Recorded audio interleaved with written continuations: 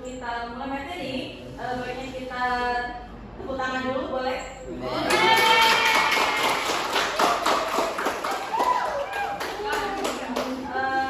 Kalau saya bilang tepuk satu, tepuk satu. Kalau bentuk dua, dua.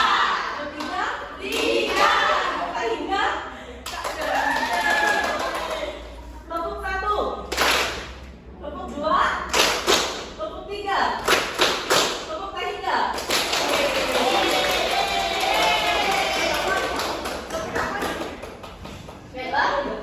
Assalamualaikum warahmatullahi wabarakatuh. Waalaikumsalam warahmatullahi wabarakatuh.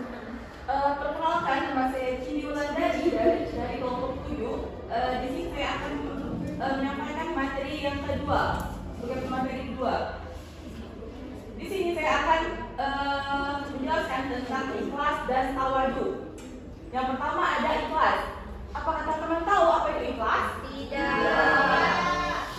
Baiklah, ikhlas adalah sifat hati murni dan tulus yang melakukan sesuatu tanpa mengharapkan imbalan, penghargaan, atau pujian dari orang lain.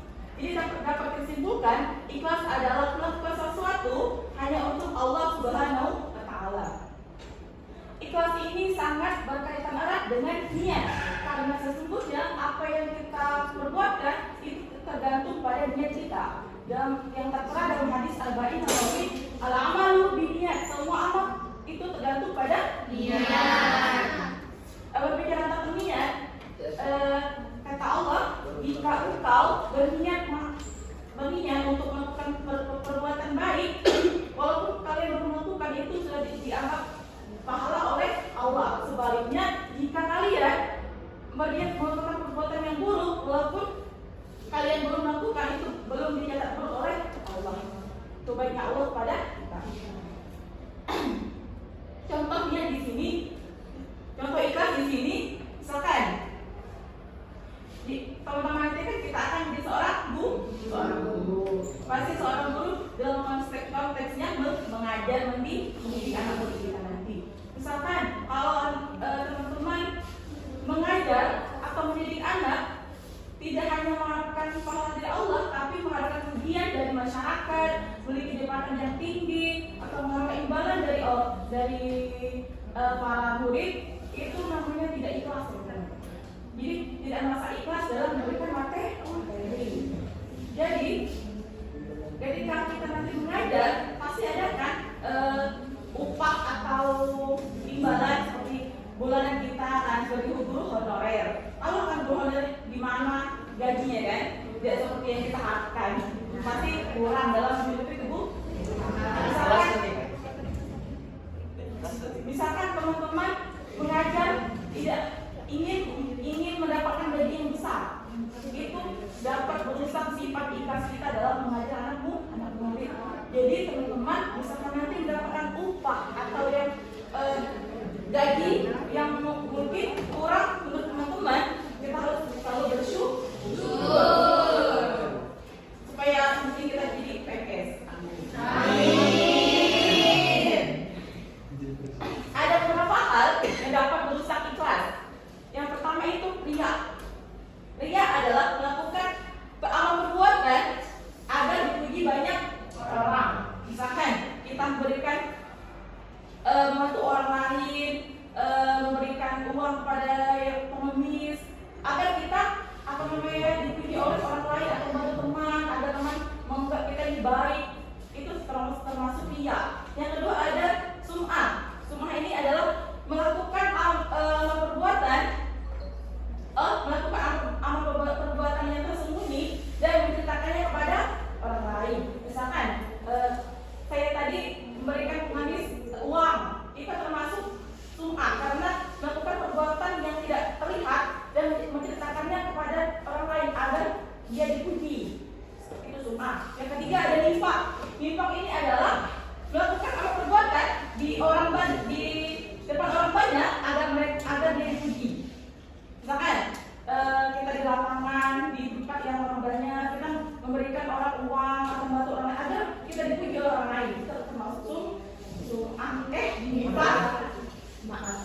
infak. Orang yang ikhlas akan Allah lapangkan dadanya, akan Allah buat dia berbuat lebih tenang, dan Allah akan berikan pahala yang sebesar-besarnya. Jadi banyak sekali ikhlas dalam kehidupan ini. Sangat ikhlas dalam membantu orang lain, ikhlas dalam memberikan bantuan kepada teman kita yang sedang susah, termasuk ikhlas melihat dia bersama orang lain. Maju mana gitu? Nih, oke maju mana lagi? Misalkan tahu. Yang kedua ada tawadu. Tawadu ini adalah berasal dari kata wada'ah, ya artinya merendahkan. Tawadu dalam istilah merendahkan hati, walaupun merendahkan hati. Jadi tawadu ini tidak menyombongkan diri atas segala sesuatu. Misalkan orang yang selalu bertawadu tidak akan menganggap orang lain apa rendah darinya. Misalkan meremehkan orang lain walaupun dia sudah lebih dari orang lain. Misalkan dalam belajar, dalam ekonomi ataupun dalam apapun, karena orang yang bertawadu tidak akan gengsi dalam berteman kepada orang lain dan tidak akan selalu menganggap orang lain remeh. Banyak sekali macam-macam tawadu dalam Islam, yaitu pertama tawadu kepada Allah. Ketika memohon kepada Allah, misalkan kalau kita memohonkan pasti kita menghadapkan kepada Allah dengan suara yang lembut, dengan hati yang tenang. Misalkan jangan berdoa pada Allah dengan ya Allah, tapi pasti ya Allah, pasti merendahkan hati kita kepada Allah. Itu namanya tawadu. Tidak merasa lebih dari Allah ataupun misalkan membentak Allah. Kenapa ya Allah saya seperti ini? Tapi apa? Jadi kita berdoa pasti Allah kabulkan, tetapi dengan tidak cepat perjalanannya pasti dikabulkan, tapi Allah memperlambat karena setiap yang kita butuhkan ada waktunya. Yang kedua, bertawadu kepada orang tua. Misalkan bertawadu kepada orang tua seperti jangan membantah orang tua, jangan melebihi suaranya dari orang tua. Misalkan banyak sekali anak-anak ketika dia sukses, makanya dia sukses S1, S2, S3 yang sudah profesor, doktor, ketika sedangkan orang tuanya tamat SD. Banyak sekali anak-anak yang merasa dia lebih tinggi dari orang tua, dengan cara mendidik anaknya dia lebih oke dari orang tua. Itu namanya tidak bertawadu kepada orang tua. Karena ijazah SD orang tua dapat membuat kita dapat memberikan kita motor, ijazah S1, betul tidak? Nah, pernah mengatakan ijazah orang tua walaupun SD, walaupun tidak tamat SD, karena didikan mereka lebih dari yang orang S1. Yang ketiga, bertawadu kepada teman. Ini sangat penting.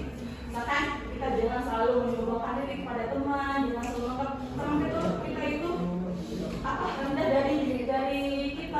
Misalkan tentang ekonomi, tentang penampilan, tentang fisik, tentang apapun, tentang ilmu.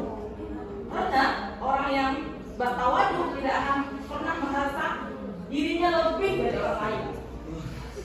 Tidak akan pernah menyombongkan diri tentang ilmu, termasuk tentang ilmu, tentang penampilan. Misalkan melihat temannya lebih jelek, misalkan lebih penampilan lebih tidak baik darinya. Nah, jangan terlalu seperti itu lah. Tapi kan aku Misalkan gue Fikri, jangan selalu membuli Fikri kan. Jadi ketika kita bertawadu, orang tidak akan pernah bersedensi bersama siapapun. Dia tidak akan pernah merasa bahwa orang lain itu rendah darinya. Merasa semua orang itu sama, tidak ada yang rendah, tidak ada yang tinggi. Allah menciptakan semua manusia sama, hanya karena misalkan penampilan fisik yang berbeda, karena setiap manusia itu sempurna dengan kelebihan kekurangannya masih. Jadi jangan pernah merasa kalian lebih dari orang lain. Misalkan biasanya orang yang tidak bertawadu ini adalah selalu menjadi perhatian kepada orang lain. merasakan di depan kalian umum, dia mencari aku lebih dari kalian, aku lebih dari apa kamu, itu tidak apa? Tidak boleh. Ada hal yang dapat mengaturkan tawadu, yaitu selalu bersyukur apa yang telah kita punya. Tawadu ini tidak jauh beda dengan zuhud. Zuhud meninggalkan dunia untuk akhirat. Misalkan tidak bergelamur, tidak menerima harta, walaupun dia punya segalanya. Orang yang tawadu, misalkan tentang tawadu kita harta. Bahkan ada orang yang kaya tapi tidak terlihat kayanya. Ada kan? Ada. Karena orang selalu menekan sikap zuhud dan tidak dan bertawadu tentang harta. Ada orang yang miskin tapi sosok kaya. Banyak kan? Itu tidak menerima sifat tawadu. Yang paling penting adalah sikap tawadu kita kepada Allah Subhanahu wa Ta'ala.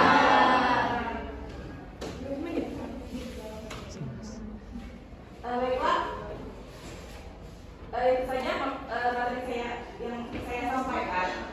Teman-teman jika ingin bertanya, silakan. Jadi loh, boleh. Di zaman sekarang banyak orang yang membanding pada pengemis, pengamen atau orang yang bertawadu. Tapi selalu videoin apakah tindakan tersebut masuk dalam perilaku sunnah. Semuanya kan melakukan perbuatan di depan orang banyak, gak ada pergi kan? Yang saya ajarkan kan semua perbuatan kan tergantung niat. Kalau niat kita ingin memberi pengemis karena ingin memotivasi kepada teman-teman semua, itu termasuk perbuatan yang baik. Tetapi sebaliknya, niat kita ingin dipuji orang lain itu perbuatan buruk. Karena sesungguhnya niat itu tergantung amal, itu tergantung niatnya. Sudah saya jelaskan. Jadi teman-teman, kalau walaupun teman-teman berniat memberikan bahan pujian dari Allah itu baik, tapi kalau teman-teman ingin dianggap orang baik, misalkan dia bertemu, oh dia ini baik, oh dia ini apa orang yang dermawan, agar misalkan wah saya baik, itu sifat setan. Setan. Oleh selanjutnya Zahra Bella. Pertanyaan saya, bagaimana cara menjaga keikhlasan hati ketika menagih hutang, terutama jika sudah berulang-ulang tadi? Uang. Biasanya ada orang meminjam uang, terus kita kasih, balik. Kan?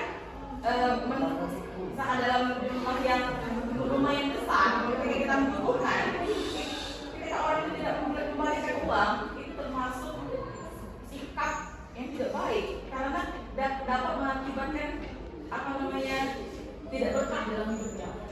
Jadi orang yang berhutang dan tidak mengembalikan itu akan ditanggungjawabkan di akhirat.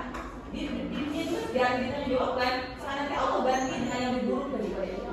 Karena dia tidak mengembalikan uang utang pada orang lain, Allah akan ambil uangnya dari dia sendiri. Misalkan seperti ini, ketika kita orang kaya, tapi kita pelit, dan sampai sedekah dan berzakat kan, Allah dengan cara lain mengambil harta yang kita punya. Misalkan dengan cara ada orang maling, hilang uang, dengan cara itu Allah mengambil hak orang yang miskin. Dan dengan cara itulah orang berhutang tidak mengembalikan uang. Dengan cara apa? Itu Allah akan mengambil hartanya dari yang lain, misalkan dari ujiannya, dari kesehatannya, dari keluarganya, dari orang tuanya, bahkan harta itu tersebut. Jadi Gimana? ikhlas itu bagaimana? Kalau ikhlas, kita kan ada ikhlas kan? Kalau kita nggak ikhlas, berarti nggak berkah orang dapat. Tapi kalau Berarti kita termasuk sifat setan dong. Karena dia menjaga sifat ikhlas itu. tapi cuma maksudnya itu kan harta kita, kalau harta kita punya kita, kalau kita ada ikhlas, itu hak kita. Benar deh. Tapi kalau lama-lama kita punya ikhlas surat kan, kayak ini kan mungkin Allah ganti yang lebih baik. Misalkan kita dipinjam 200 setelah dikasih sejuta.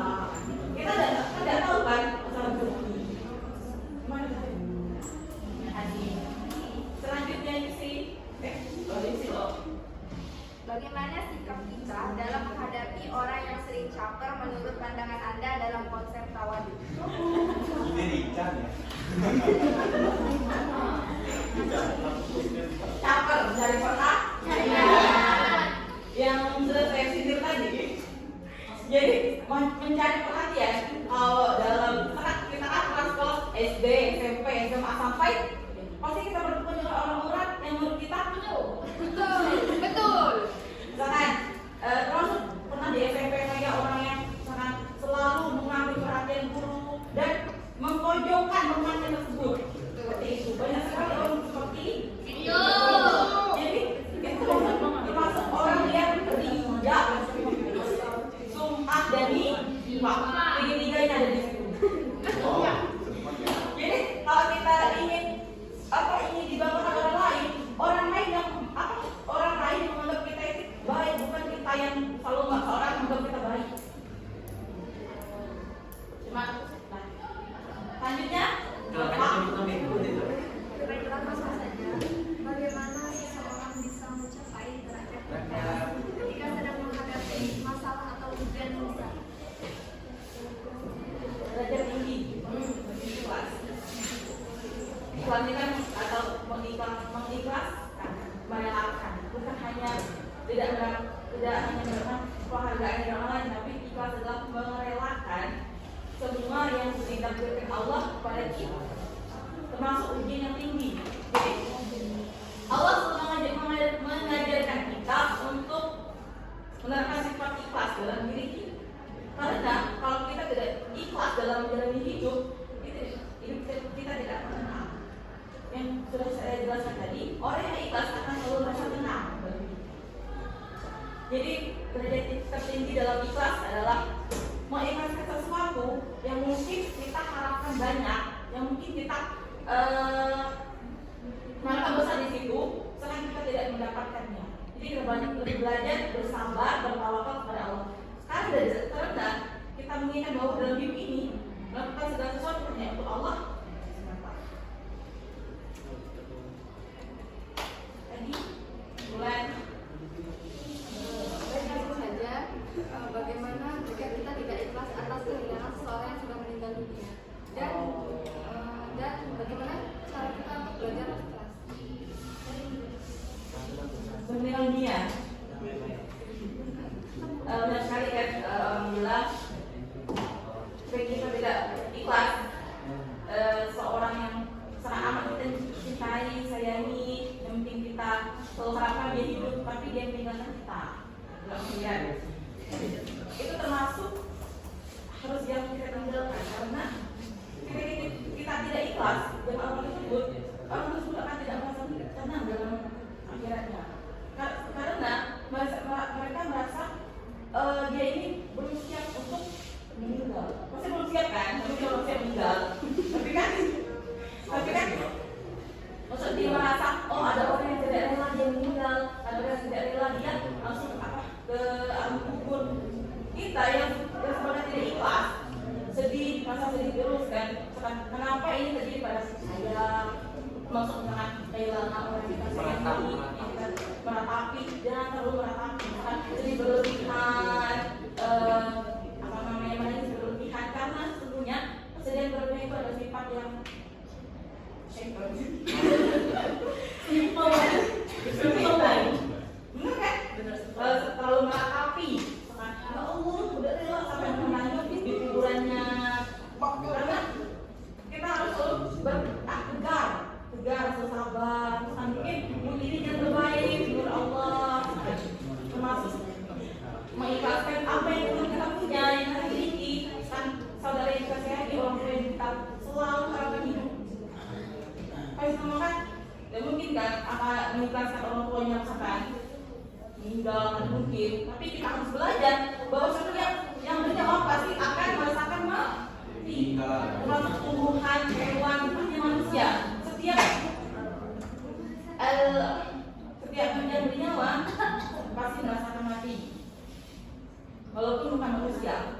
Dari itulah kita belajar ikhlas. Mulai. Banyak yang nangis lah. Perkenalkan nama saya Alhamdulillah. Izin bertanya, pembahasan kita adalah tentang